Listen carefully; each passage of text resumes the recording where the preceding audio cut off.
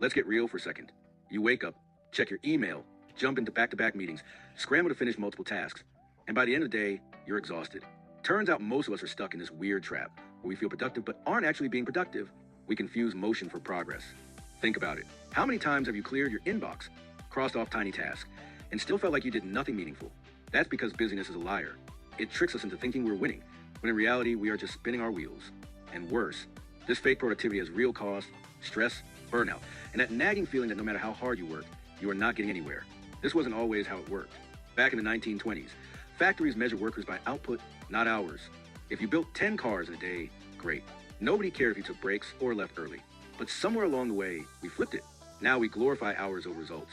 We send meetings about meetings, reply to emails about emails, and call it work. So if burning ourselves out isn't working, what's the real solution? This is where Newport's slow productivity comes in. I know what you're thinking. Slow. That sounds like code for lazy, but hear me out. This isn't about doing less work. It's about doing better work. Imagine two chefs. One is frankly microwaving 10 frozen meals at once. The other is carefully preparing one incredible dish from scratch. Which restaurant would you rather eat at? That's the difference between fake productivity and slow productivity.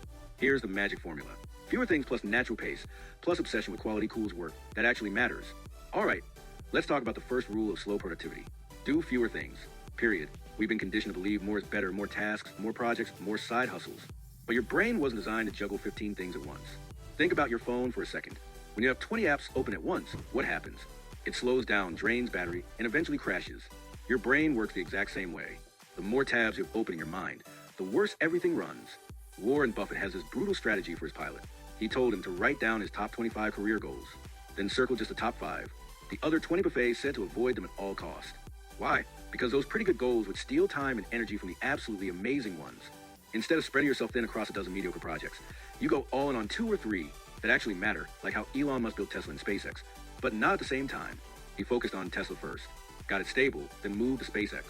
Sequential excellence beats simultaneous mediocrity every time. Let's talk about rule 2. Your brain isn't a machine that can run at maximum speed 24/7. It's more like a muscle pushing too hard for too long, and it completely burns out. That's why principle number 2 of slow productivity is all about working at your natural rhythm, not some artificial, unsustainable grind. Think about professional athletes. They don't train at 100% intensity every single day. They have cycles, hard training days, recovery days, and everything in between, because that's how peak performance actually works. But when it comes to knowledge work, we somehow think we can just sprint forever without crashing. Your brain has these built-in 90-minute focus cycles called ultra D rhythms. After about 90 minutes of deep work, your focus nosedives. That's not you being lazy. That's biology. The most productive people in history understood this.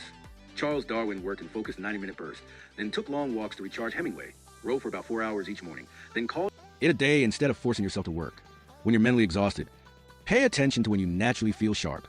For most people, that's mornings. That's your golden time for important work. Save the administrative stuff for when your energy dips. Take real breaks, not just scrolling Instagram breaks, but actual get up and walk around breaks. The tortoise wasn't slow. He was strategic, and we all know how that race turned out. Rule 3, obsess over quality. When was the last time you did something so good that it made you proud? Not just check the box and move on work, but something that actually made you step back and think, damn, I nailed this. That's what principle 3 is all about, obsessing over quality. Not just getting things done, but getting them done right. Because nobody remembers a person who did 100 average things, but they definitely remember the one who did one exceptional thing. Look at Apple. They could have pumped out 10 mediocre phones a year, but instead they focus on making one iPhone that blows people away. That's the power of quality over quantity. Obsessing over quality doesn't mean perfectionism. It means caring enough to make your work matter. All right, let's cut to the theory and get practical, because none of this matters if you don't actually apply it. Here's exactly how to start practicing slow productivity today. First, the 30-minute experiment. Tomorrow morning, block off just 30 minutes to do one important task with 0 distractions.